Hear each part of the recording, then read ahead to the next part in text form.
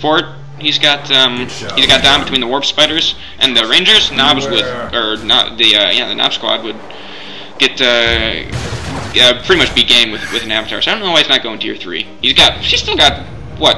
Yes, 200, almost 300 power. So that's ridiculous. The other thing that this warp build does is just makes capping just brutal, especially along with the infiltration that the rangers have.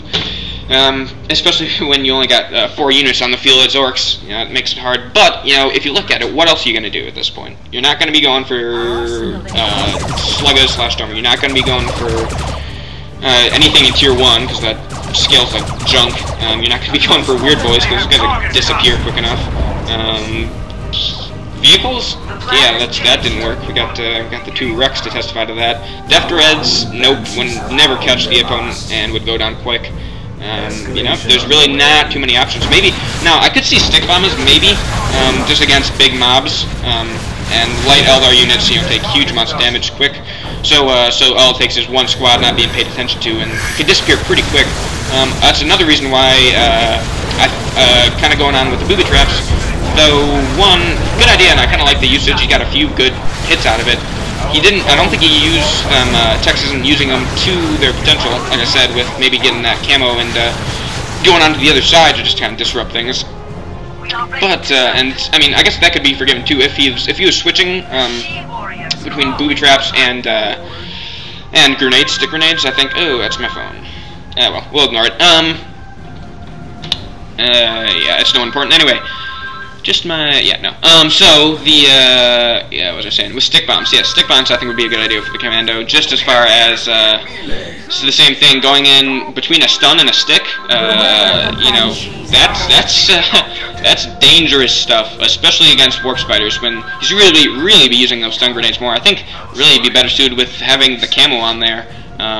Going in, being able to sneak up on those warp spiders and stun them, so you can get a squad kill with his knobs. I mean, all it takes is baiting the spiders with your knobs. They come in, have your knob infiltrated, and start put a stun grenade down. And if you catch one, which all it takes is it takes what 1.5 seconds, maybe even 1 second for that thing to detonate, and then you just sprint in your knobs, and that's a dead warp spider squad there.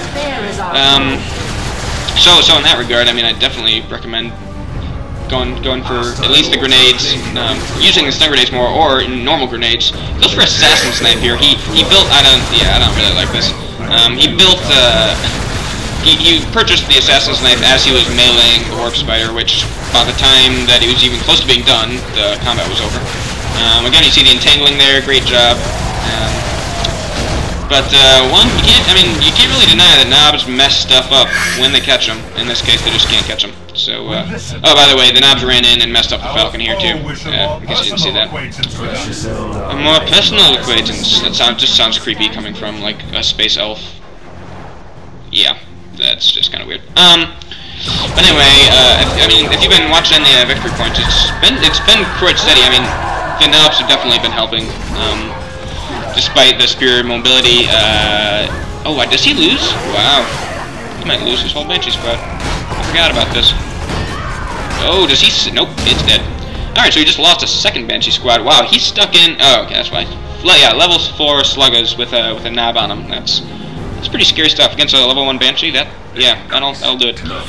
Meanwhile, we got 3 and 2 knob squads, and the commando is 7. Jeez. It's a buttload. He hasn't really been killing too much. Oh, and he pops back up again. So yeah, he's going back to the special. I really honestly don't know why the assassin's knife came out. That was just kind of stupid in my opinion. But, oh yeah, and at one point he switched to the rocket launcher. If you're watching this at home and you saw that and I didn't mention it. He switched to that when the Falcon popped out, and then switched back real quick. So as far as warrior goes, I don't really agree with some of the choices on the KNob. Like I said, the booby traps are nice for some parts, but just generally, ooh, yeah, and we're gonna see a dead warp spider. This is the one thing about knobs, though, is that if you can pin down these warp spiders / any Eldar unit for that matter, they're gonna go down quick. They're gonna go real quick. So at this point, all Umpire's got left is his rangers, which are almost all dead. There's only the one guy, which I guess kind of suits him, seeing as I was a ranger, and his 2 warp spiders. Of course, you can always get the commander back, but he's dead. So at this point, things are kind of even with the the only reason that knobs are working is because of that the invulnerability that they can pop the frenzy, break suppression. That's the only reason that he's still in it at this point. Like I said, very few other orc units are going to be working. So Umpire now that we're almost even, and he's got a 3 command point drain on Umpire. Now he's deciding to use up. He just bought an avatar, and he's still got like 150 power left. So now he's deciding to pop out his avatar. But it's, at this point, as far as capping slash anything else goes, he's just got too much force. In this case, all the mobility in the world doesn't matter if you can't hold on a point. Which, that's the one weakness of warp spiders. You can't just sit around and go up against knobs. In this case, when you have a knob squad parked near victory points, you're pretty much that's all you got. And so in this case, it's going to come down to the VPs. Like I said, if this game had lasted, I didn't actually say this, but I'm saying it now. If this game had lasted maybe another 5-10 minutes, and then when this avatar popped out, that might change stuff. Umpire might have gotten the win out, but in this case, he just couldn't. Like I said, the capping just isn't going for him, because knobs are too hard to get out, to pry off of these victory points. Plus, just having a stealth commando lurking around whatever is kind of play some mind games at some point.